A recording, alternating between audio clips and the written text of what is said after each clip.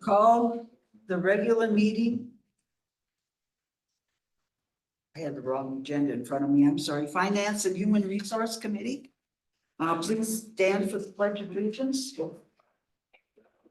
I pledge Allegiance to the flag of the United States of America and to the republic for which it stands, one nation, under God, indivisible, with liberty and justice for all. Welcome, everyone. Roll call. Ermeling. Here. R. Here. Hackberg. Here. Meinau. Here. Olson. Here. Maloney. Excused. I would just take a moment to let everyone know that Mickey did have to excuse herself from the committee, so she's resigned from the committee because she accepted a new position. So we do currently have one vacancy. Yes. Still in the area, but different job that won't allow her to attend meetings. Okay. All right, public comments. You're just in time, like you know it, huh? Yeah.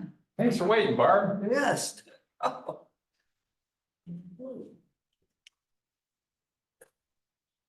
Okay, and just for the record, state your name and address and. Oh, you bet. Jim Hudson, 5002 Arrow Street, Weston. So I would ask this body to consider, obviously at the next meeting, right, or another future meeting, looking at or adopting a policy on fraternization.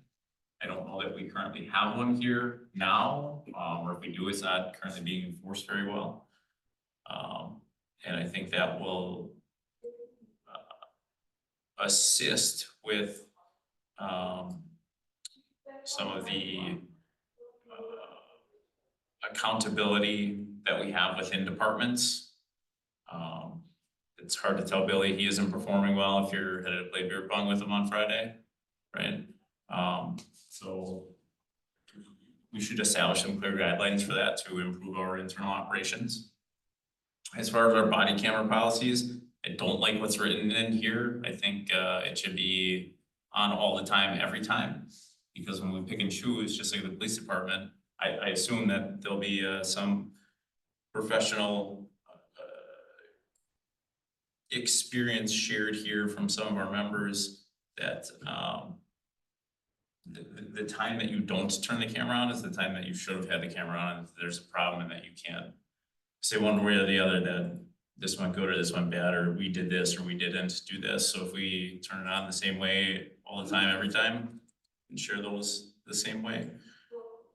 And then looking at the zero-based budgeting, we spend a lot of money in planning and zoning on training. I saw $6,000 for an APA conference, which I'm guessing was a week-long conference based on the dollar amounts and the amount of time and dollars for lodging, but that's a lot of money. And Jennifer gets paid $150,000 a year with benefits. So then you add another $6,000 for training for that department. What's the return on investment for that? Is that, you know, in 20 years, that's $120,000 the village of Weston has spent, and have those three letters benefited the village? Like, can we still do our jobs without those three letters?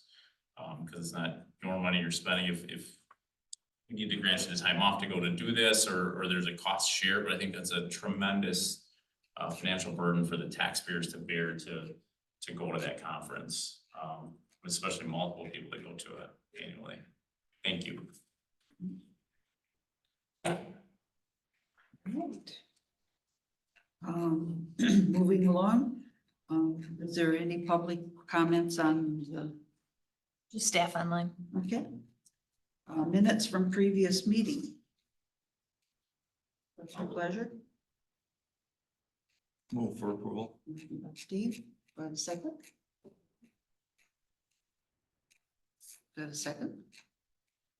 I'll second. Second by Brett. On the question, all in favor signify by saying aye. Aye. Opposed, so carried. Acknowledge work products transmittals, April budget status report. Does anyone have any questions or concerns?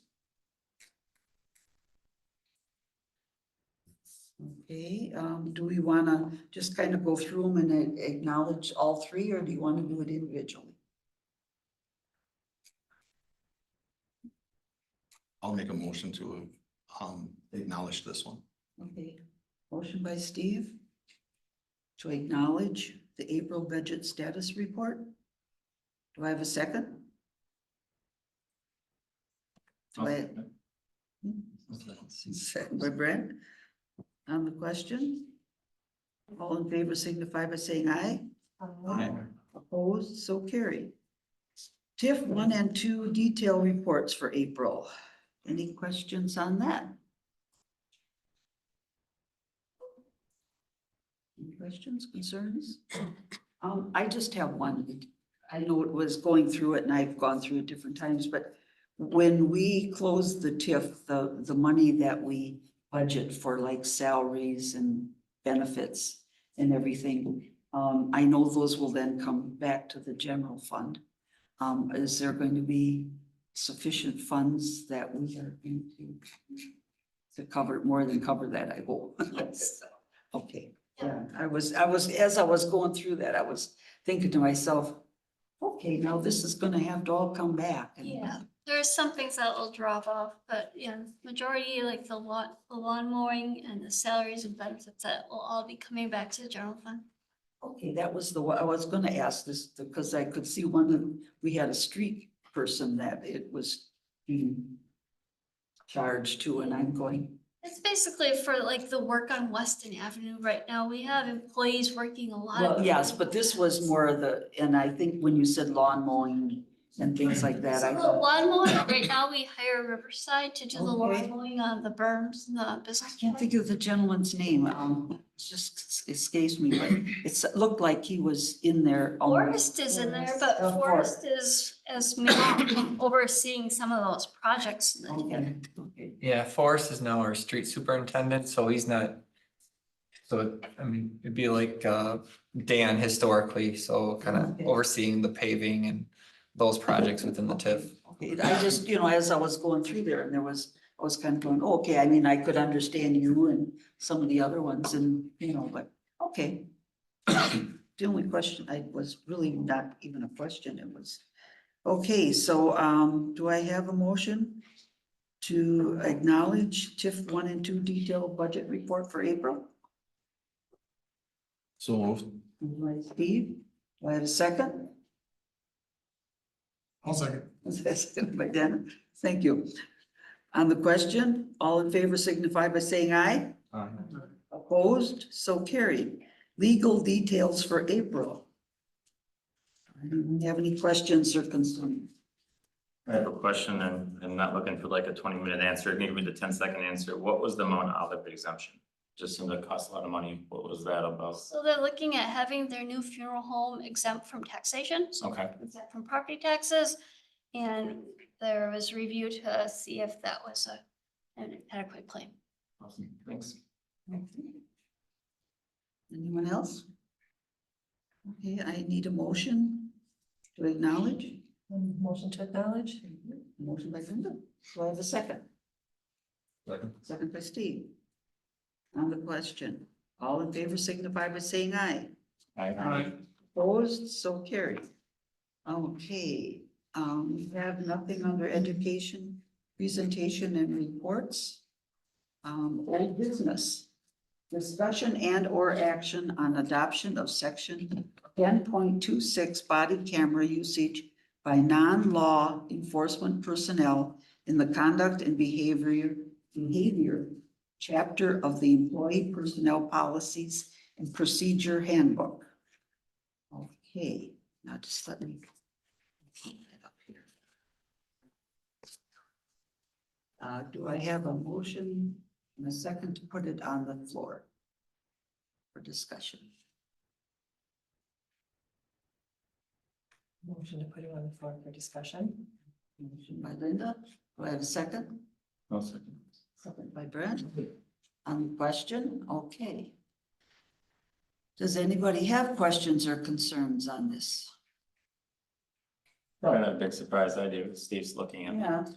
As the guy who's worn one for a decade would. and, yeah, and also been on the administrative side of it. Actually, just a couple things, looking at the bottom of page 1, where it talks about where confidentiality is a concern, i.e. sensitive, proprietary, or protected information is present. I don't think that that needs to be an exception. I can assure you in law enforcement, anything that we've run into has probably been much more confidential than anything that would come out of a property inspection. So you record it, and if necessary, that can always be redacted prior to release. It's not generally a situation where you want to like have a camera on and then all of a sudden just turn it off because something confidential might be discussed. So I would think that that piece is not necessarily needed. I think it is just something we can redact if we need to. And then my second comment really is covers a couple spots in there, but this phrase of reasonable expectation of privacy, what, I guess, do you mean by that language? Because the constitutional law instructor in me for law enforcement can talk about the Fourth Amendment and that phrase for probably the next 4 hours. So I'm curious as to what you're meaning by that, because that could be interpreted a lot of ways. So sometimes the inspectors are in people's homes, or they will, you know, announce themselves and knock on the door. And I guess I thought reasonable expectation of privacy was if I'm in my pajamas when I would answer the door, or if I would, you know, feel maybe like I would want to close the door, do something and come back, you know, I guess that's what I was thinking. Like if someone would say, I'm not prepared for this right now, could you come back? Or could you give me a minute to be prepared for this visit? Okay, and that's why I asked, because reasonable expectation of privacy is very, very defined in constitutional law, and it's not that. So it might be something where we want to do some different wording. But I mean, again, from the law enforcement perspective, I've had to unfortunately record plenty of naked people in my 20 years of being a cop. And again, that's something that we can obviously redact. So, I mean, I guess I'm not sure if we need that, or if we do need that, maybe just go ahead and maybe word it more like you're explaining, kind of what you're thinking with that. But if we use the term reasonable expectation of privacy, I think that the courts have really defined what that is. I think we probably don't necessarily want that standard here. And it's mentioned a couple of the times, like in the middle of the top of page 2. So like kind of just repeating the same thing, violation of law, department policy or expectation of privacy. But I just would think that basically kind of C and D, I'm not sure if they're necessarily needed unless we just want to keep the part of D that says constitute a violation of the law or village policy. I think we could leave off the reasonable expectation of privacy and then also the sensitive letter C. Otherwise, I thought all in all it looked pretty good. You know, Roman, I don't want to put you on the spot, but is there any other situation that I'm not thinking of that you may have encountered that you would interpret as a reasonable expectation of privacy? No, Okay. I mean, whenever we're going on site, we're always, if someone's present, asking permission or approaching the door first before we make any interaction with anything on site. So we always actually try and handle them in a amicable, you know, non-confrontational manner to begin with. So. Okay, go ahead, Dennis. How does this policy relate to what's happening today? Is this what's happening today? So we don't currently have a policy, but what's in this policy as far as nuisance, handling nuisance or things that would be the raise and replace, it is what we are practicing, it just hasn't been put into policy. The worst thing you can do is have a policy and not follow it. So that's why I'm asking, is this what is happening today? Are we going to have to make some changes in whatever we do based on this policy? So again, the inspectors are the individuals that are utilizing the body cameras. I do have it in here that if we would have a situation where there'd be some other staff, they'd have to get it in writing to be able to use it, but The inspectors did all review it and did provide comment back, so I would say that it You're feeling Reflects. relatively comfortable with the Yeah. language here. Yeah, we are. I mean, it's been a practice off and on, particularly with code enforcement at property inspections. Just due to the contentious nature of Yep. of homeowners and us typically, making a stop and knock. Right. So, we don't have to deal with anything of the extent of law enforcement, but we have been, threatened with firearms and other stuff. So, it's really in there for everyone's safety. So. I think it's a great idea. I mean, if someone is making threats like that, to have it on camera makes it really easy to follow up with that person and handle that appropriately. So like I said, I think it looks good. Are you using it all the time, or how do you pick and choose when you're gonna do it? I guess, when the police do it, I don't like the idea if they pick and choose, because then that raises questions.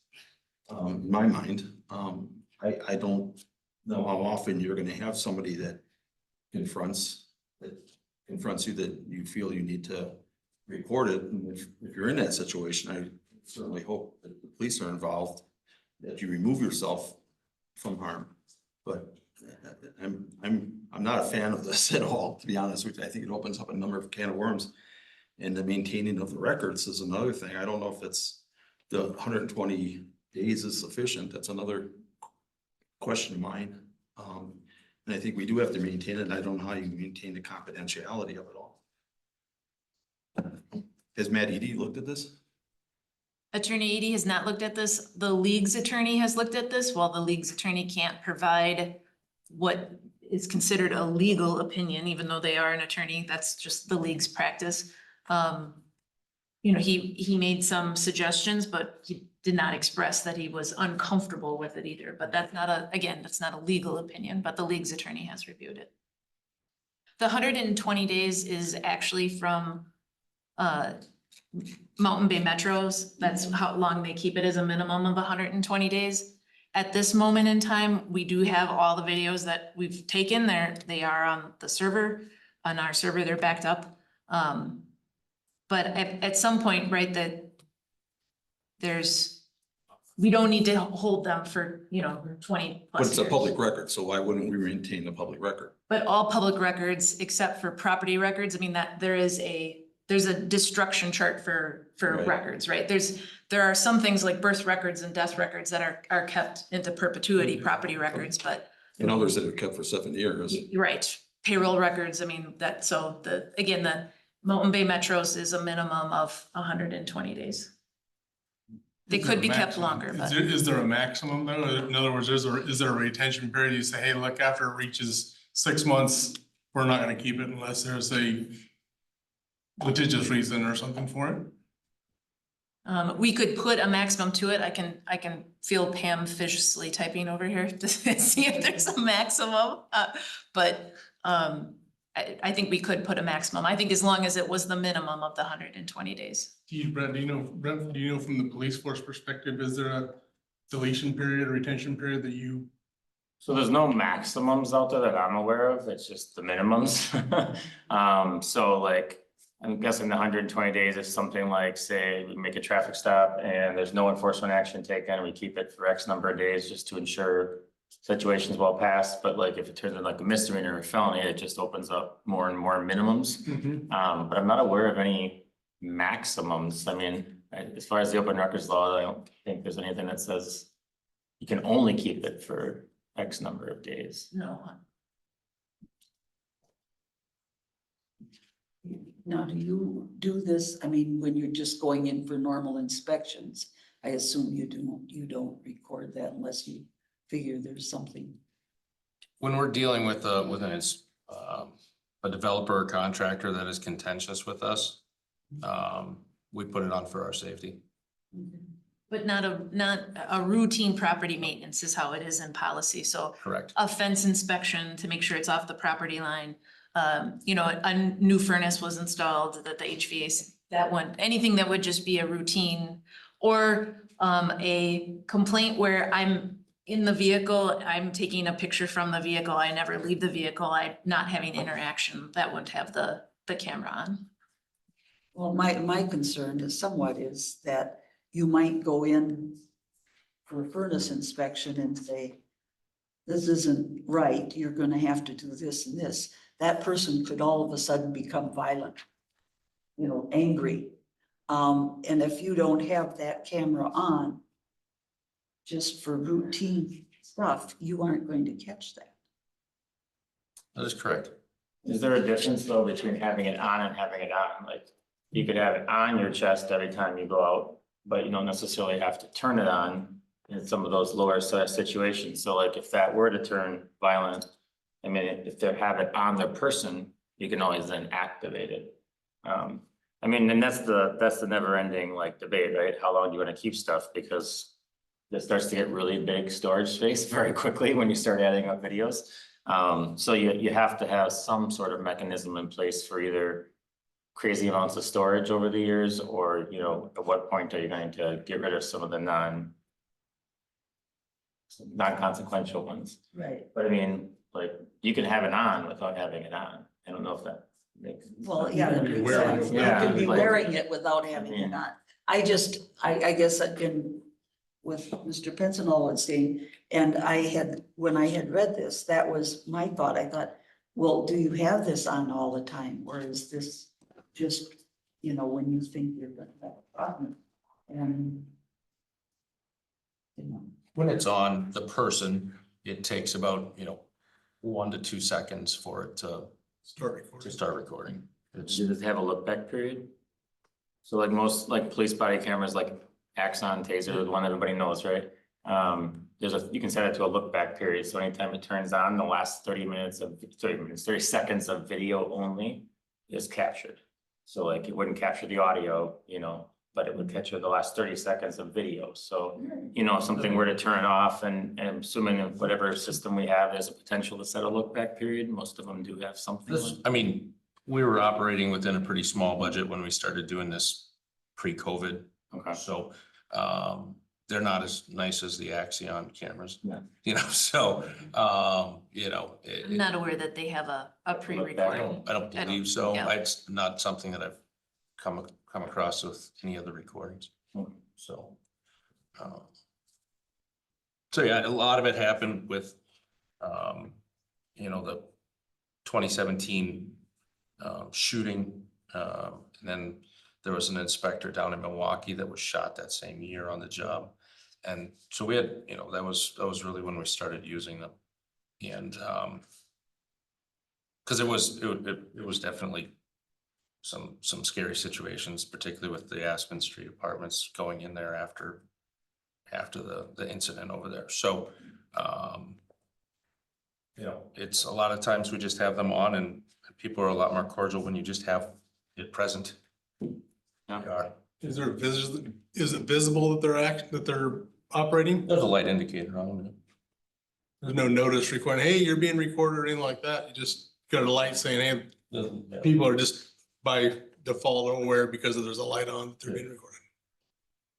And in Wisconsin, it doesn't matter being a one-party state. One party state, yeah. By Roman wearing it, he consents. But yeah, I'm a big fan. You don't have to convince me. I think this is a great idea. I just think you got to tweak a little bit of some of the wording on that, but I wouldn't think, even under operation, I don't think it would hurt to add something that at the discretion of the person wearing it, any other circumstance, right? Like, I don't ever want it to be where like you're hesitant to turn it on because it isn't one of these three things. Like, I kind of like the idea of having that catch-all, like if at any point something tells you to turn it on, turn it on. Like,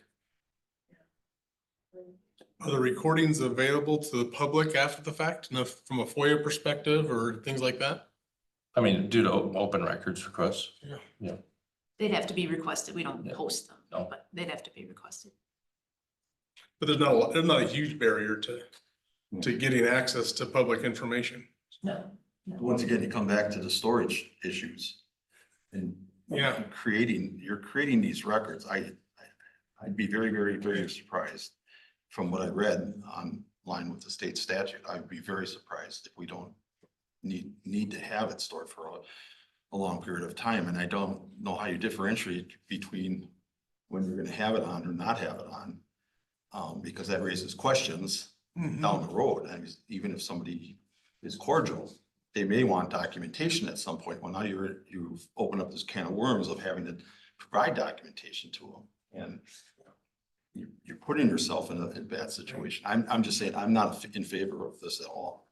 And I think that having the massive amount of information stored, I think it's gonna be for a long time. Well, that's why I'm more in favor of saying, hey, well, the statute of limitations might be X, 3 years or whatever it is. Call it, after 3 years, unless there's a litigation reason for maintaining it, saying, okay, we're gonna wipe it by default unless there's a legal reason to not wipe it. That way, the public can't get it after 3 years, because we have a practice of actually removing it. And we're not legally obligated to maintain it unless there is a legal reason, of course, right? I think that having a body cam is different than if something was not up to par and Roman takes a picture of it, that's it. That's what the data is. Yeah. And you have that picture and they can dispute it or they can address, this is how I fixed it. Same thing if there's something that he's taking a picture outside, if, I don't know if they put a pool in or something like that. I'd rather, instead of having a body cam that's being worn by someone all the time, I would rather have someone take a picture than saying, hey, you can't put the pool in without the proper permits. I think running with the body cam opens up a different can of worms, and I'm not in favor of that. Well, I think the reasoning is that you can't take a picture of someone attacking you. No, but if you're in a bad situation with that, I would certainly hope the police. Well, yeah, but Or two people sometimes, would- I mean, you should know witness. people just blow at anything in that split second. You can't have the police follow you around. And you have no proof. No, I You know. understand that, Barb. I've been in bad situations too. Yeah. As your son has too, in this Yeah. drinking, where you find yourself in a bad situation, but whether I was recording it on a body cam or not, I think walking in with a body cam would probably be more upsetting. Well, yes, I mean, we all encounter, I can remember somebody telling me, I know where you live. I told him I knew where he lived too. Yeah. So, but anyway, I mean, it's one of those things, but when you are in a position that can make a flare up, I guess, people sometimes don't need a lot. If they're told they have to move their fence because it's not properly on the right position in the lot line or something, I mean, they can get pretty belligerent. Oh, I know. And so I don't have no problem with them wearing a body cam. I just, more concerned about having it on when you are doing more of that type of stuff. Rather than only, when somebody starts getting belligerent, you click it on. If you're doing an inspection that has to be, like you say, some of your contractors can be very belligerent, I think you should probably, when you're doing that type of inspections, maybe just have it on. That's my thoughts. I can totally see some of these circumstances where if it's not one of these clearly enumerated circumstances that they can have it on, that the video would be being played and then it'd be challenged as admissibility because it wasn't underneath one of these three circumstances. Right, and I'm like you, I Well, I want agree. the It should catch-all, be- yeah. Yeah, I like the There should idea. be a catch-all in I there. think so. I think if we're gonna allow it to, and I think there's a lot of value in having it available.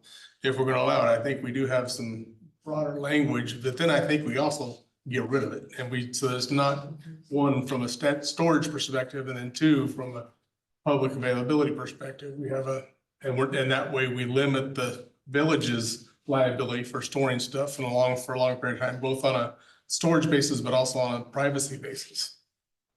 Well, Brent, I agree that you are in law enforcement and have done dealing with this type thing. The 120 days, why, what do I want to say? Open records law if you destroy it in 120, the police department don't have to keep it forever unless it's a, Well, I mean, I was assuming 120 days and I'm just, Yeah, and I the too. assumption is every department has like, you know, for example, you turn on the lights of the squad, a video starts. Mhm. So like you check out your squad at the beginning of the shift, it creates a nothing video. But those videos are usually retained for 90 days. In my experience, I'm assuming that's maybe where this 120 comes from, just to have them. And then basically they start getting disposed of, again, according to what they are. If it's a misdemeanor, a felony, a traffic stop, or a drunk driving arrest, there's different retention rates put on that. And I don't think we need to get like too far into that because it does say here a minimum of 120 days, which basically means after that, it's just subject to what the open records laws already say. Like, I don't think we need to reiterate the open records laws, but I mean, as much as storage is a thing, like, I mean, there's departments with hundreds of officers that wear these things and they figure out storage. We have one, maybe two people that'll be wearing these, and not even all the time, so, I think we figure out the storage issue and if it becomes a problem, but I mean, we record every one of these meetings and they go on for hours and that's all getting stored somewhere. So, I mean, I don't want to say push it down the road, but deal with storage issues when there becomes a storage issue. I don't also want to put Nate on the spot, but I know he's he's joining us by Zoom. If he had any other comments about the storage piece, I'd welcome them, Nate.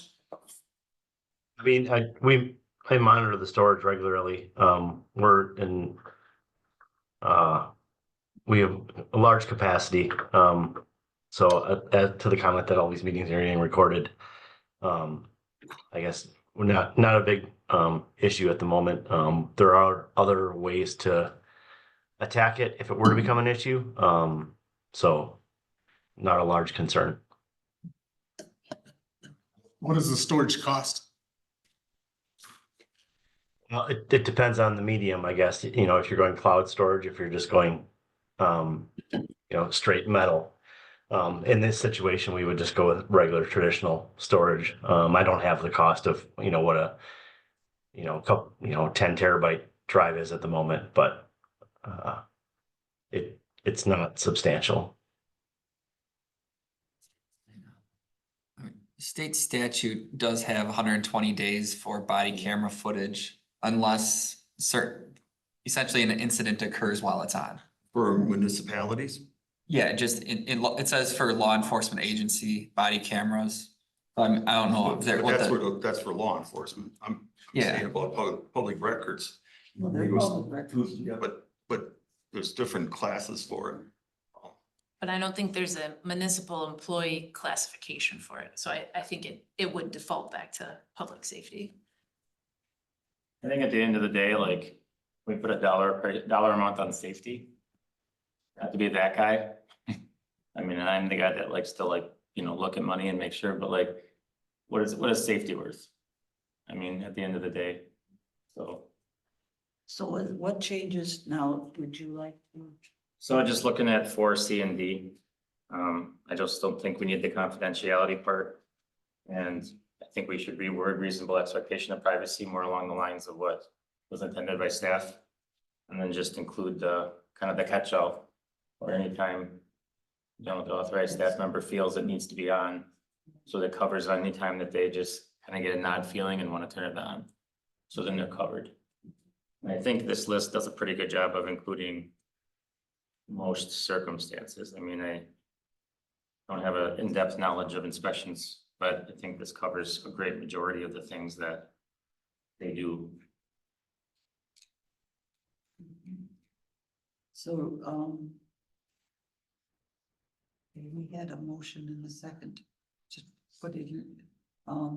Do you want to maybe refer this for the next meeting or just make an amendment with those changes? I would be more comfortable if we referred to next meeting. Let me bring you back an updated draft, just so you guys can see it before, I have it on board tonight too. We'll remove it from the board meeting for tonight and we'll bring it back next month, just to make sure we're all comfortable. So can I have a motion to refer to? Excuse me, one last question. Are you able to have Matt take a peek at it? I can, yep, I would ask that get included in the motion, just because Matt likes to have the documentation that it was Okay, so. Do we wanna have him look at this version, or do we want to make the edits we're thinking and then put it in that? Yeah. And make motion to do these edits the and next then meeting. refer that We to do it the again. attorney for the Yeah. next meeting. So yeah, we can make that motion next time. Okay, I mean, I don't think this is something that has to happen overnight, and with policies like this, especially, I think you wanna be like right where you wanna be Right. before you start it, instead of trying to fix it in the middle. okay, do I, After okay, litigation. now I gotta stop and think here. I have a motion. Do I have a second on the amendment? I have a second. Okay, Dennis? Okay, we have a motion and a second. Can I just clarify, Song, you have in the motion, it would come back to the next meeting and the edited version would be sent to the municipal attorney before brought back. Okay, thank you. All right. Now you lost my train of thought. Sorry, I apologize. Just want to make sure we got it. Yes, okay, I have a motion and a second on the amendment. All in favor on the amendment as changed, all in favor signify by saying aye. Aye. Opposed, so carried. Now, the motion on the on the original motion. So We had a motion and second on but that. the original motion was to approve, so this motion we're not approving, so I would think you would vote no No. if you didn't want it approved tonight because of the amendment. Okay, will be the motion as amended, okay. We had a No, motion to motion. approve, we just had a motion to discuss. Yeah. Oh, That's what I okay. thought. Yeah. There was no Okay. motion. Okay. That first Okay, motion. just was motion to discuss. discuss. Thank you. Okay. So. Then we will have this, motion as amended. We did that all in favor side, aye, and we had the discussion, but not a motion to approve it, so.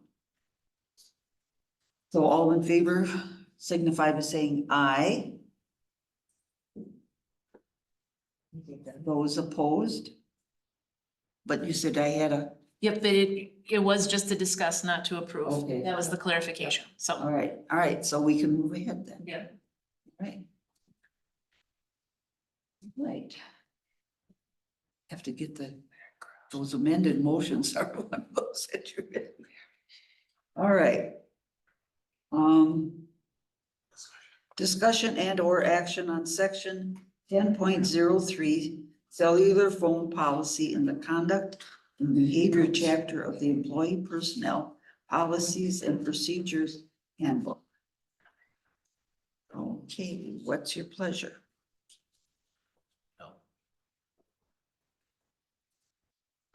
Does anybody have any questions or amendment or changes or? I hate to say it, but I have quite a few thoughts. Okay. Oh, sorry. Anybody else have anything before I grab them? Oh, I've got just one, but Go go for for it. it. No, go ahead. So I read all the stuff to kind of catch up on the historical. I appreciated that being in there because it provides a lot of context. I guess my first thought was reference the historical. When someone leaves employment with the village, do we download their phone? Oh. Have we ever downloaded the phone when someone left the village? Because if not, we're talking about open records, all those open records are gone. So that's one of my first concerns with the whole phone thing, is if you're leaving, your phone should be in our possession so we can download all the information off of it to maintain the records. And that's not just, emails, that's if you're calling each other about government business, that call log is an open record. If you're leaving voicemails about work, that voicemail is an open record. So like, that's my first concern, is I'm betting that's probably not happening. And it probably should, because with retention records and stuff, we don't know what is all on that phone, because we don't monitor them on a daily basis. Can I ask a question on that? So my understanding is no matter what, if you get a stipend or not, if you use your phone for that, so no matter what, so whether they get a stipend or not, everybody's phone should always get grabbed before they leave. If they use it for work purposes. So I mean, in general, you're saying Cause you don't know that they do or don't. No, I mean, I think that if we're giving them a stipend, we know that they do. Right? That's why we're giving them the stipend. So, I mean, I don't think we have the basis to be like, okay, Mike, you worked for the village. You had your personal phone. We didn't pay you a stipend. Give us your phone before you leave. I don't think that is even legal, let alone appropriate. But like, if we're paying you a stipend, you have agreed to, your phone is part of the village for your work. Sure. That means But part of, how do you enforce it? well, that's what I'm saying It's is impossible. that's what we're doing here and we're not, my next note was with this is, do we keep people's passcodes on file? I can tell you in my past employment, when I issued phones, your passcode had to be on file, and if you changed it by policy, you had to tell me you changed it. Because I have to be able to get into that phone whenever I need to, because it's open records. So I guess those are my two first points, is exactly that, is how do we access them if the person, say Jessica, sorry, you're just right across from me, decides to leave right now and quit. She gets so mad at me about cell phone, she storms out. Are you gonna like track her down and take her cell phone and demand her passcode? Why would she do any of that for you? And so that's my biggest concern, is we don't actually have access to these phones. We think we do because it's written in policy, but like, what is our actual Practically speaking. practical way to do this? How would we download it even if we got it? Right? How would we retain those records? That's where I think it gets really, really dicey, in my opinion. And again, even if I have the phone, iPhones are really hard to get into, even with tens of $1,000s of equipment. So if you don't have a passcode, I mean, what are you gonna do? Hold them down and put it in front of their face? You know what I mean? So we have to really think about like, how are we actually doing it, or can we actually do it like we're saying? And I got that that kind of came from this email from 2022 that was in the packet. It says we have no way to check their phone if they're no longer employed by the village, and that's exactly true. We don't. So are we willing to let all those open records go away and just kind of gamble on the fact that we're never going to get asked to produce them? And then if we can't produce them, then whatever legal ramifications come from that. So that, I guess, was kind of my first concern. Sorry, there's a few more. I'm a little torn between, so reading the cell phone policy, it talks about the stipend is not taxable income, because it's just a stipend. However, when we initially talked about, do we need them or not? There was a discussion last meeting about, well, adding something to someone's base salary if we take away the cell phone compensation. So is it a stipend to use their phone, or is it part of their total compensation? Because I'm kind of not sure on that, because we've kind of talked about it both ways. It's not part of compensation. That was just a potential idea, but it's a stipend. It was an idea because a lot of the employees actually look at it as part of their compensation. And I had experience with another company. They used to pay for meals when you went on audits, and they stopped that in order to not disrupt the harmony of the employees, that they weren't paying for meals for audits anymore. They increased total compensation and say, this is your payment for meals. It's not an issue anymore. So that was where that recommendation came from. Okay. So looking at the policy that's in here, that's the first part. On the second page, the red line part where there's suggested changes. To be honest, I think all of number 6 is completely unnecessary to be in there, because we don't need to list anymore who we're giving phones to, because we give them to everybody, right, other than part-time employees. Yes, and I apologize, that got confusing and just the way that it got input into the packet, because that's historical record, and then the next page is the start of not the next page, the page after is the start of the current policy. So the red line in the policy that under 6 stipend was what was projected as part of that historical information that I provided. That was what was previously in the packet in 22. Got it, thank you. And then on 5E, it says, well, non-exempt employees are encouraged to connect their mobile devices to the village electronic mail server. They may only download and access these emails during their scheduled work shift. So if they're doing it during their scheduled work shift, they don't need a phone to do that. They could use a computer here. So I guess that's also confusing to me, is we're saying we need phones for after hours contacts, sometimes during work, but also the after hours, but then policy says they can only download their emails while they're at working hours. There's been Well, basically. if they're at a conference, they don't have a computer in front of them, so it's kind of convenient to be able to get your emails on your phone. Totally agree with that, but I would never support paying for a cell phone for this small amount of days someone might be at a conference. So that was put in there so that the non-exempt employees wouldn't be, you know, they're like our street guys, they're 7 to 3. All of a sudden they go home at 3:30 and they start sending emails. They now have claims that I didn't work and I should get paid overtime for it. I agree. So I remember that being why that was added, so that it essentially made it so like we're telling you as the employer, don't do work after hours. Okay. I do this exact same thing in my business. I don't let people that are hourly employees have access to it. Yeah. Otherwise, there's tons of overtime claim risks that are out. Yeah. And then 7A. It says phones must include both a voice and a text plan and have an active voicemail feature. I'm confused by that because this email from Attorney Edie specifically says we should not allow people to use text messages to discuss village business.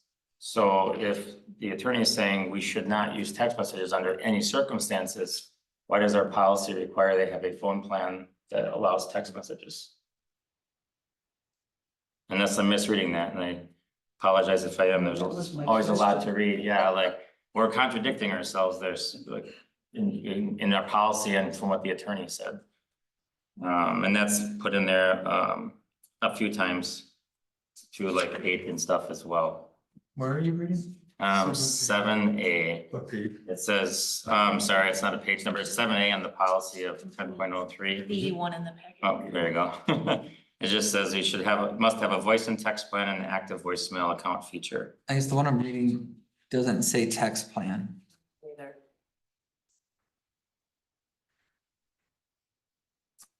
Must have Is a it voice plan, reasonable but- for us to allow individuals to use their personal phone for business? Should the village just not provide them a phone for village business? Yeah, so that one got revised, so the text plan got removed. Okay, well, it's also on this employee stipend request and agreement for individually owned mobile device that's in the packet. It says phones must include voice and text plan and have an active voicemail account feature. And then also, I guess I'm confused about the whole use of this form. If we're giving it to everybody, it's not part-time. I guess why are we even going through the motions of having them apply and approvals if it's just you get it because you work for the village? We still do make them do the form. It's not provided if you don't complete the form, but that doesn't exclude your phone from being requested or having to provide records of business conducted for the village on the phone. I mean, and obviously, I guess to sum it all up, my biggest thing is I just think we overdo the cell phone use. I think there's people who desperately need their phones during work. That we use that for, included as a benefit to the village to pay them a stipend versus to provide them a phone. But I just think there's people who do not.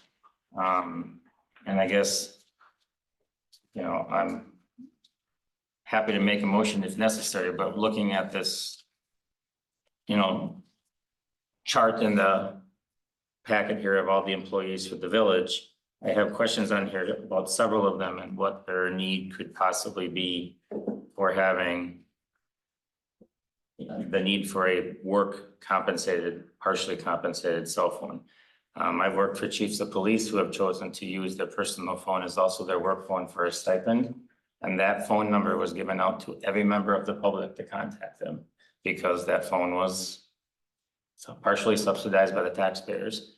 So I guess I can't find myself in favor of cell phone stipends unless there is specific justifications as to why it's needed. You know, and off the top of my head, obviously Jamie needs one. Mike and his team need them. There's people who desperately need them. I don't think that everybody needs them. And I think we should be much more intentional with the spending of the money because just not adding up the numbers that I've seen in all the different department budgets so far on an annual basis, we spend a lot of money on cell phones. And I just don't. I don't think it's necessary. And I know we're not talking big amounts of money, but you know, when property assessments went way up this year, water bills have gone up in the last year. I think it's just as important when we ask people to understand that even if it's $5,000, we're trying to save $5,000 to show them that we're being very intentional with their money. And to me, I think that some of these are a waste. And I think some of the people who deserve to probably have a higher stipend are getting the lower of the two stipends that we offer, which I think also defeats the entire purpose of the whole process. But I'll stop. Did you do a cost analysis of what it would cost to have just all business purchase phones and get a cellular plan and have, I'm gonna call it the dummy phone, where it doesn't have all the extra added perks like email and whatnot, if they simply just need to have it available to make calls? Have you looked at different plans compared to stipends? Because with the phones, if we're providing them, we get them back. And then you can download them versus the difficulty it can be when employees are using their own personal, as mentioned earlier. I think we have in the past, we haven't recently. So again, I can see that Nate is on, not to put you on the spot, Nate, if we had any numbers from when we've previously looked. But I know it was quite a bit more. Was it quite a bit more because we looked at every single village employee? Or did we look at and I try to identify the people who we think need the phones? Because I personally think that if we pare down the list of who we think needs the phone and go and get a price for that, I feel like we can probably save money even doing that. And then that cleans up this whole mess about retention and how we get in phones and what records we keep and what we don't. I know I had an account with 20 phone lines on it that was less than $1,000 a month. So I think if we clean up the list and re-looked at prices, like you said, I think we would probably save money and make this whole thing a lot cleaner by just issuing the phones that we determine are the most essential to have them. And cheaper phones, they don't have to be iPhones. Yes. Well, I know years back when we did provide just certain employees and their, and phones. And then I can remember we had one that was like if somebody was going to voter to voting. Of course, right now it's all here, so, but then you would take it with you or, whatever. And when I would travel because I did not have a cell phone. I didn't have one until not recently, had it for a while, but it's my phone. But I didn't have one and I would travel to conferences by myself. So then I was allowed to take that with me, just for safety purposes, not for, so I mean, and I don't recall, but there wasn't that many people that actually were granted the phone, the village phone. Although I'm sure it's, Right now, I think we only have 3. There's mine and the 2 inspectors have a phone that's provided by the village. I'm not aware of anybody else that has a village provided phone, but Nate, I saw you went off mute. Do you want to come back off mute and? Yeah, for example, Jamie, your phone, the monthly cost for just the device for that phone is $37.76. And then, I'm just trying to look at the bill here, but, there's also then, a large lump sum of all the data, the shared data amongst all devices. That looks to be about, $22. Just basically looking at that, so. $22 per phone? It looks like just their share of data was 22 plus the 37. So what is it, 50, so about $60 a month on average for years.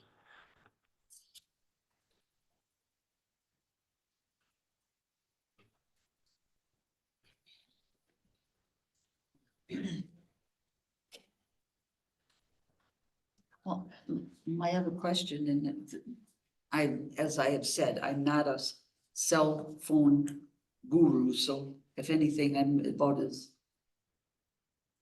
uninformed as you can get. But I hear all these, do we require a certain carrier or a certain type of phone? Or, because I mean, I hear on these ads where you can get 5 family members for $30 a month or something like that. Well, if we're paying somebody $50 a month or 20, we're paying for their phone. I mean, I don't know, I've got a little track phone, so, you know. I wouldn't recommend Cellcom. I'm on Cellcom and I would hope that out. Yeah, I got a call from somebody from a cell phone, cell com today. Yeah, this afternoon I got 7 messages or something like that. What a mess. But I mean, I guess I do have concern, I always have had concern about the phone policy. Because I think, I just don't feel every employee needs one. And there is those that need them, I haven't a problem with providing it. But, I apologize for being late, but we're talking about going from a $20 to a $25 stipend, or are we hired? We're talking about Actual if we line. think everybody needs a phone, who needs a phone. And then purchasing for it. Potential, because we talked about the cell phone policy and how we can't really. Access to public Access it, records, yeah. like that stuff. So I guess the question on that is, say I have 2 phones. If I wanted to do something that was malicious, I probably wouldn't use my village phone. You'd probably use your own phone, or you go buy a burner phone. And I know this discussion came up in the past, and you might be able to tell, I'm not necessarily. I feel like we chase ghosts. There's always that possibility that something could happen. And you could, but I mean, I know plenty of public works directors and companies that require 2 phones. And those who are like, yeah, half the time I forget which one is which, and I'll make a call on my business phone when it's a personal call, or I'll take a personal, and I think no matter what we do, there's always gonna be a hole in it where we can say, hey, that person, and then all of a sudden you start setting it up where I accidentally make a business call on a personal phone and I go, oh, shoot, now, I called Brent and Brent's like, hey, Michael called me on his personal cell phone. And all of a sudden I'm getting written up, or I'm on some list because I accidentally grabbed the wrong phone to dial a number. I feel like we can start creating all these extra what if scenarios. And I know, Steve, you've had concerns in the past, but I mean, if we had an employee that did something bad and we fire them or whatever, they leave, I mean, they can wipe a village phone, they could throw it in the sewer, and we're not gonna get that back either. I mean, I think you can always ask probably carriers for a number if you go through the police, but I think if somebody truly is trying to do something or hide something, they're gonna do it. But this isn't so often, I tend to lead a very simplified life. I try to. I mean, it's like when we did dual control, when people that opened up the night depository at the bank, it wasn't because we didn't trust the employee. Yeah. We didn't trust the customers in a problem situation, them claiming something that we didn't have a record. So that's why we had dual control. And it's kind of the same thing here. It's not a matter of, whether an employee is going to be doing something. I don't want to put an employee in a position where they can't explain why that's not being reported. Sure. And in Marshfield, the mayor ended up being referred to the DA in Portage County because he was using his personal phone. And I know McManus, he used to report to me. So I know him very well. And he just didn't think that there was gonna be a problem. And when some of the people wanted that information, it's all public record. Yes. It was live on Facebook, when he was dismissed and everything. Yeah. I'm just saying it's more of a protection thing that I don't want to have an employee have to scramble and say, well, why didn't they retain that? It's the same thing. Why didn't the employee take pictures or have his video on at that time? That's what I'm saying. I look at it a little bit different, trying to just simplify things. Yeah. If you have a business phone, you use your business phone. And if you go to lunch and you want to take your phone with it, that's fine. But there's ways to challenge that. My son carries 2 phones on. Yeah. He does, and I know that when I call him or send him a text message, if he doesn't respond, it's because he's, doing something at work and he can't, so I'm just saying, from a simplified version, or I try to simplify things. Yeah. If, I'd rather say, okay, Mike, you need to have one. You're no longer under your parents' plan. I think you told me that one time. No, I So- haven't been on my parents' plan since college. No, but that's what I'm saying. Yours was, the phone that I've talked to you on has a 608 area code, and I'm like, Correct. oh, that's interesting. Yeah. But those are the things that you can juggle things a certain way. I'm just looking at it from a simplified version. I'm just not a fan of paying a phone for everybody. Sure. Well, I think maybe that's probably the biggest thing then, because Yeah. it feels like what the discussion is around, for me, the discussion feels like it's around, we need to make sure we get this when that person leaves because of something bad that they did. But if the discussion is, we need to review who is getting it and if they truly need it, I guess that's probably a different reasoning for it. Yeah, and to be clear, like, I wasn't even in the mindset of like thinking the employees are doing things nefarious. Sure. I'm just in the mindset of, those are all records we need to have. And so I guess I didn't even go down that road when I was thinking about all of that stuff. So, yeah, you're right. People can do whatever they're gonna do. You never can, you can't ever react to what people might do, but I just think from the village's perspective, if we get accused of not having records, I think we have the ability to better defend ourselves when we say, here's our policy, this is what we do to try to maintain every single record. Does it work every time? Gosh, no. But I think what we have right now, I don't think actually shows that we're trying to do it, because we're not doing what the policy says, right? Somebody leaves, those records are gone. We're doing absolutely nothing to try to retain the records. And that's where I guess I'm coming from is, good faith effort versus we have words written down, but it's not really in practice. If that makes sense. What kind of dialogue, sorry, but what kind of dialogue have we had on elected officials? Well, we didn't go there. Well, because I think that's gonna be, if we're gonna look at items of concern, I would say elected officials would be the first. Case in point is the mayor, right? Was he elected or was he appointed? This is a protection of people issue, really. Yeah. This is Well, a. for staff, that's fine. But what are we gonna do for elected? Because to be elected, you don't have to have a phone. Unless we're gonna be issued one. But I mean, to be an elected official, you don't have to have, I can come down here and just get paperwork. I don't need to be able to respond on a phone or a computer at all. But I just feel that what I've heard in the past with other communities, maybe even ours, is that it's the elected side that's gonna have the most media coverage. Just a thought. But as far as staff and protecting them, Yeah, well, I can't even remember what the reason was anymore. But I can remember where I was asked to provide my personal email. Because even though I have a village email and that's what I do, if they wanted to look at that to make sure I wasn't, or I think it was the whole board, not just me, but, and it was like, well, geez, but they did some kind of word search or some, I don't know how they determined that I really wasn't doing much of anything.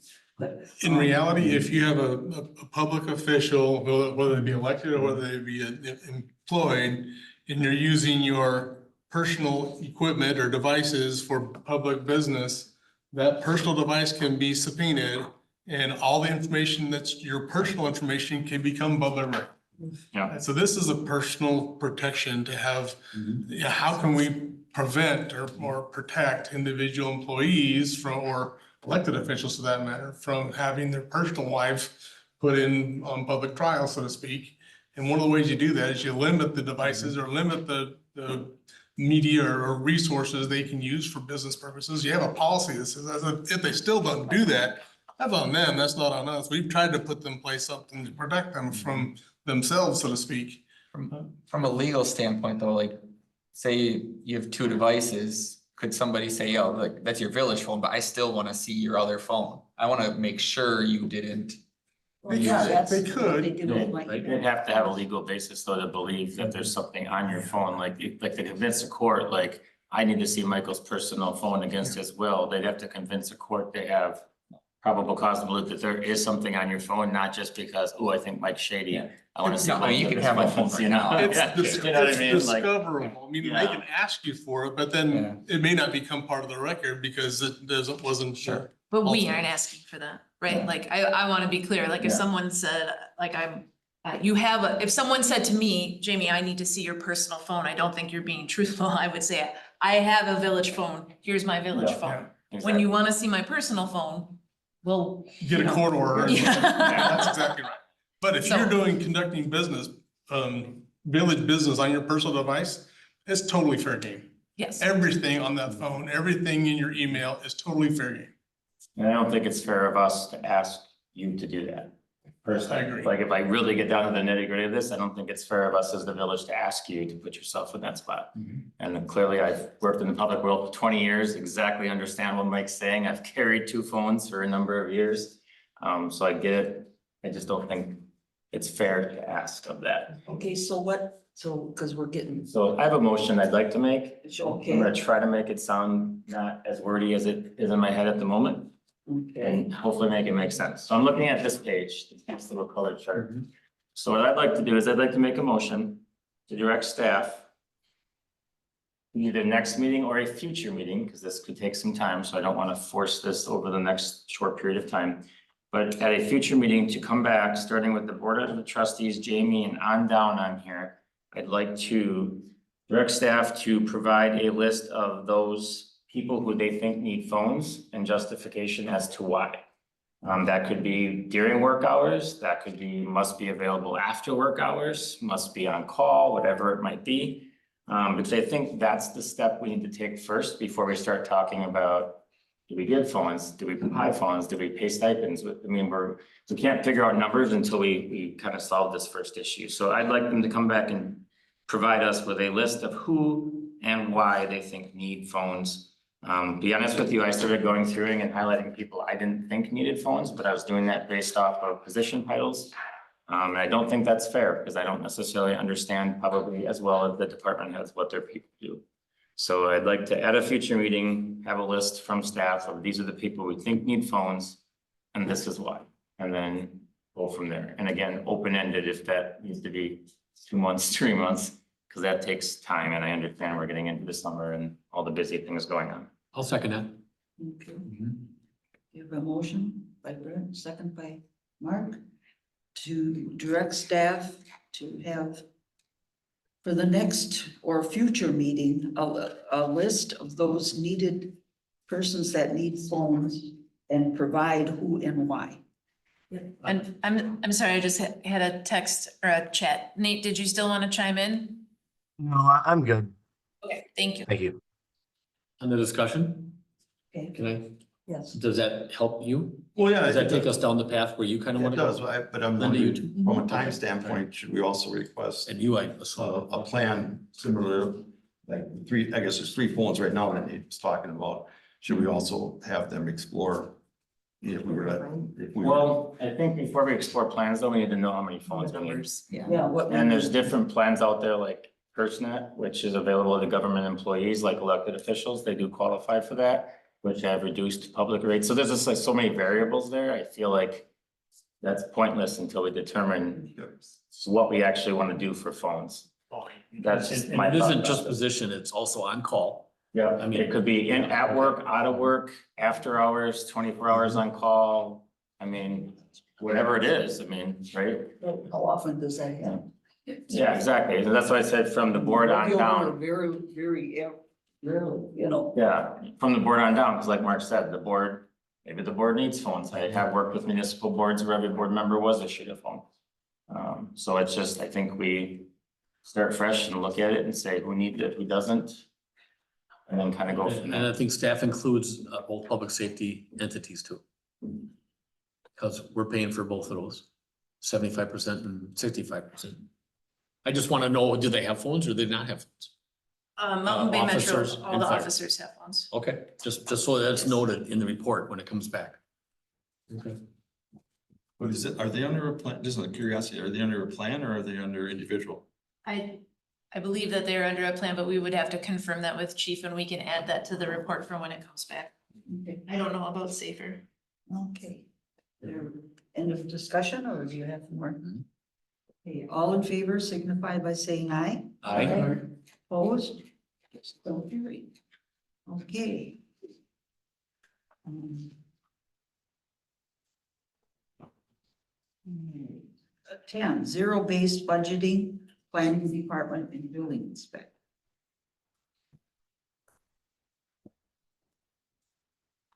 In the packet, I have the same information as broken down last two meetings. We have the summary in the first couple pages.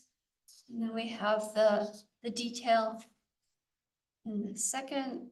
And then the salary information, and then the inspection summary, detail and summary, salary summaries.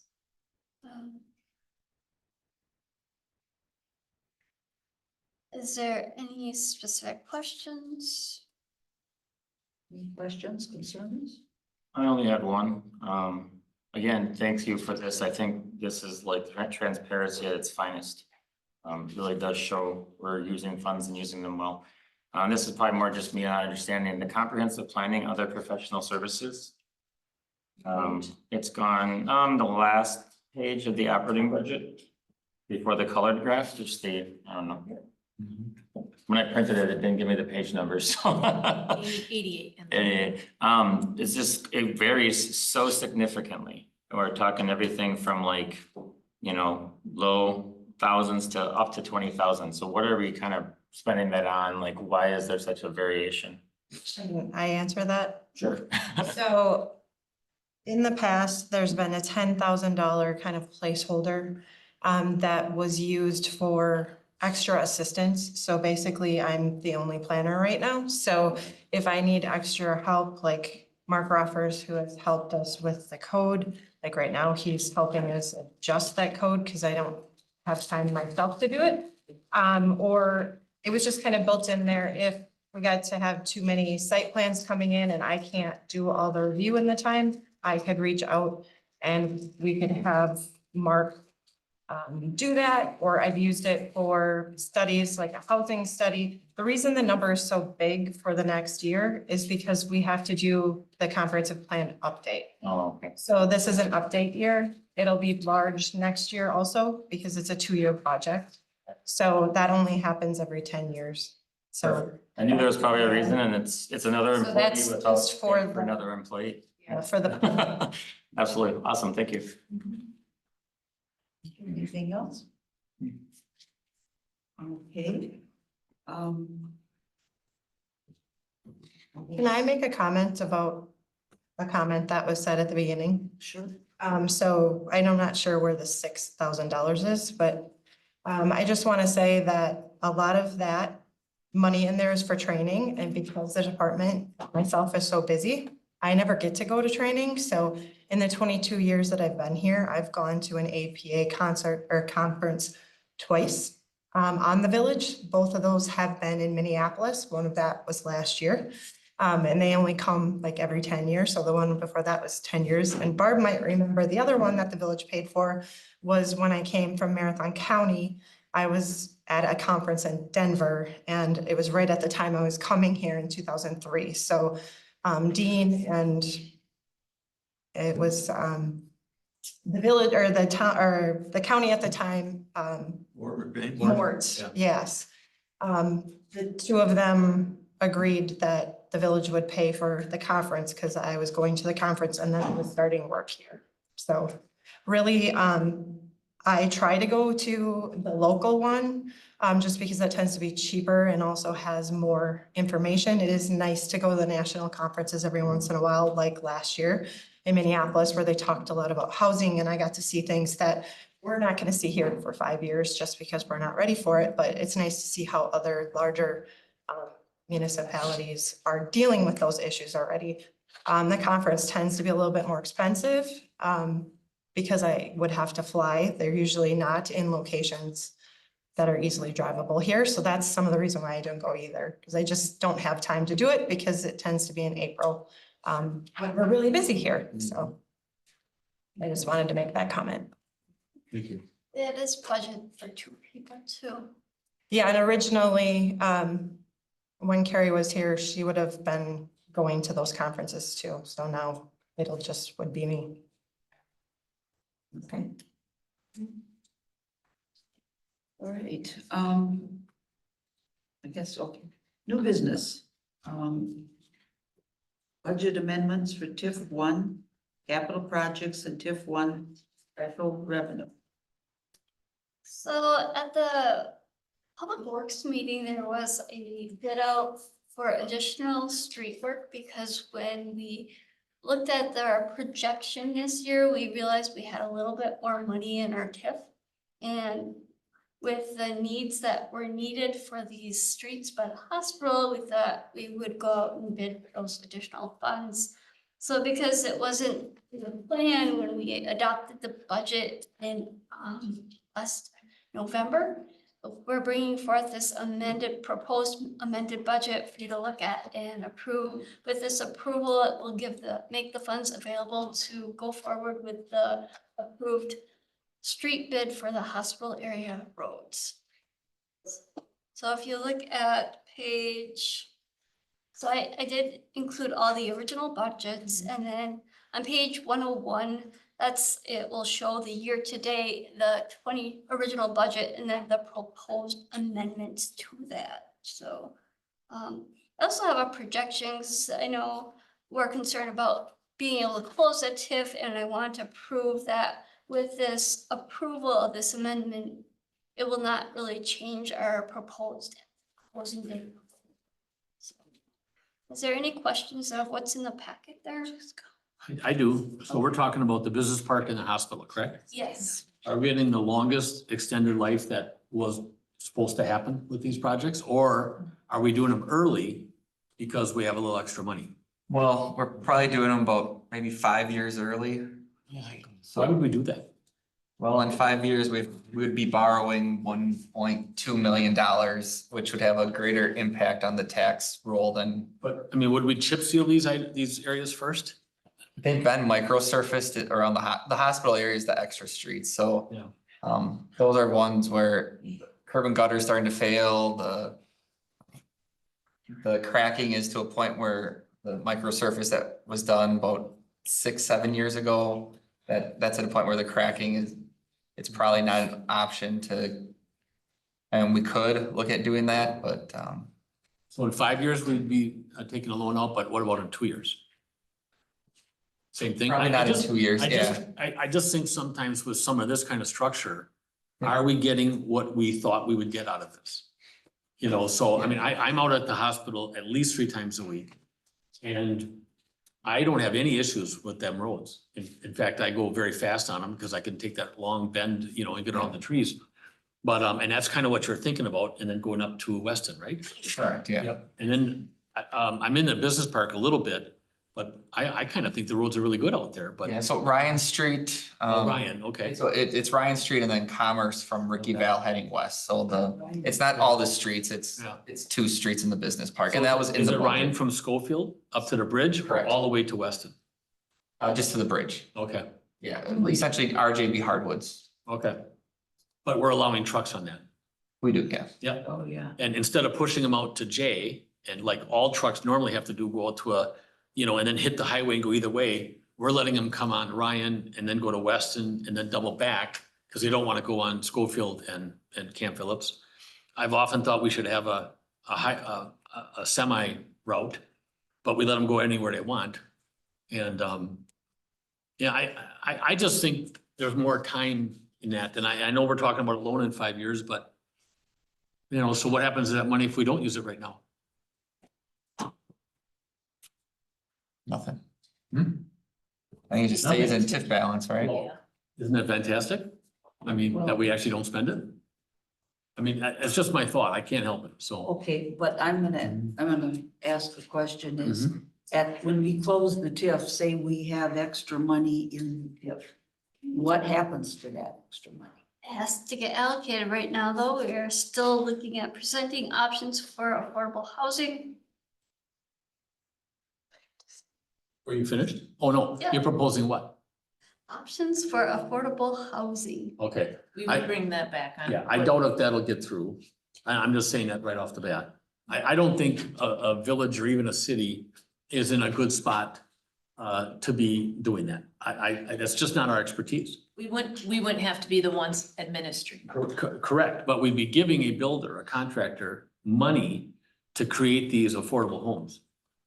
Out of money that should be going to the entire village, not a select few.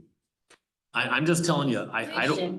There's a ton of really good resources out there. I think what we want to do is get the resources together to let the board know what is happening in Wisconsin, what's happening elsewhere. It's at my conference, it's at Jen's conference, it's at Jamie's conferences. Mhm. They're talking about this affordable housing and how the state has allowed a really great opportunity for the municipalities to help.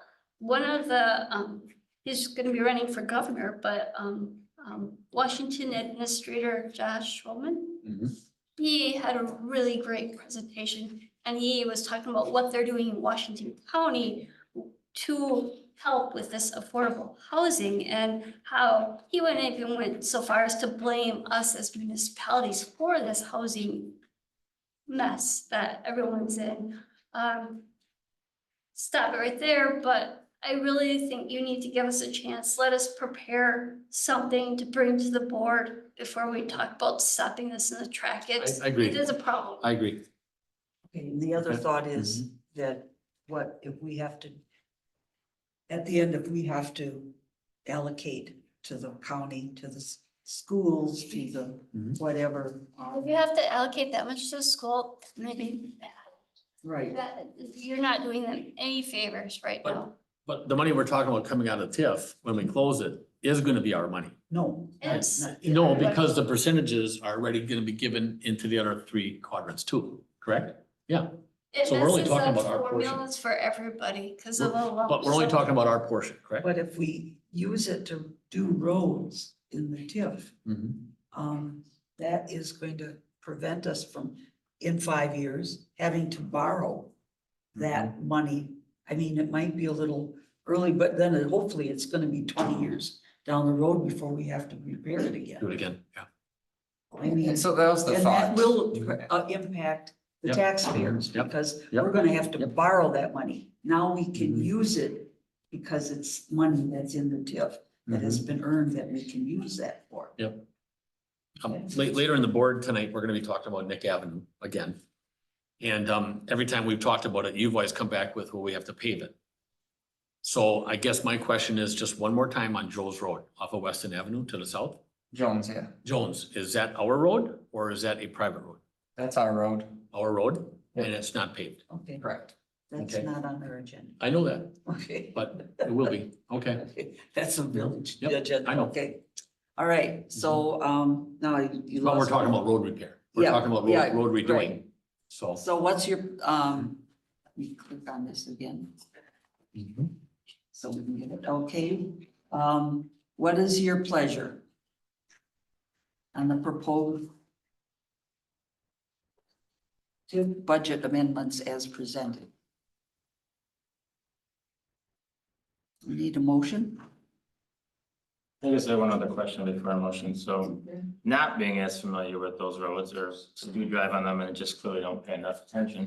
There's two differing opinions on if the road needs to be fixed or not. So like, I don't have issue with the amount of money we're looking to spend. We have it, but be honest with you, I don't know how to vote or how I would vote because I don't know what condition the road's in because there's two different opinions. So I guess, is there any other information that you can provide us that kind of tells us like why the road is in need of this repair and right now?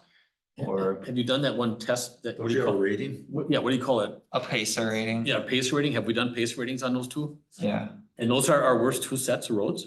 they're not our worst sets of roads. Okay. I mean, but as far as being able to pay for those roads, this is how it, I mean, realistically, if we don't do it, 5, 6, 7 years from now, we'll be saying, hey, we need to borrow Instead of 1.5, it's probably, you know, whatever, it'll be a bigger number at that time. And I guess we can address it then, like, that's fine if that's what we wanna do. It was just a thought that, you know, it can be a reset, you know. The TIF closes in those roads now, which will be some of our most expensive roads to maintain moving forward due to their width. They would be brand new when the TIF closes, so we don't have that bigger expense, you know, so for every mile of street over there, it's roughly 2 miles in the rest of the community that we're not able to take care of. So as we talk about other roads in the village, that's kind of where it starts getting hard, because we want to prioritize streets, in my opinion, that the majority of the public uses and provide access to and from the important places, like a hospital or our shopping centers, our commerce, our industrial park. And then if we have a mile of a road with less than 5 residences on it, it's hard because you're paying about the same amount per mile for the most part. So that's where I internally have that struggle when there is an opportunity to upgrade that road.